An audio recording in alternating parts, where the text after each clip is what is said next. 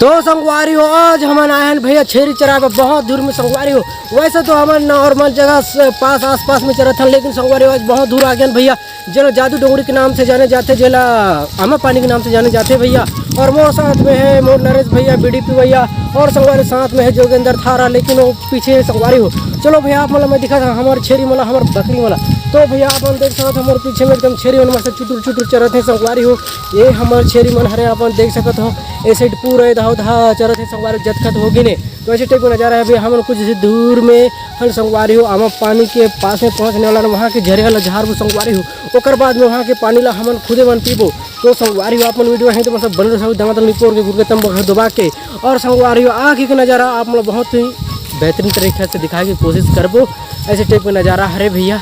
और संगवारी घाम बहुत जोर से लागी से काय करबे भैया, लेकिन गर्मी ला सहला पड़ते संगवारी हो है ना। तो संगवारी हो ऐसे टाइप का नज़ारा है।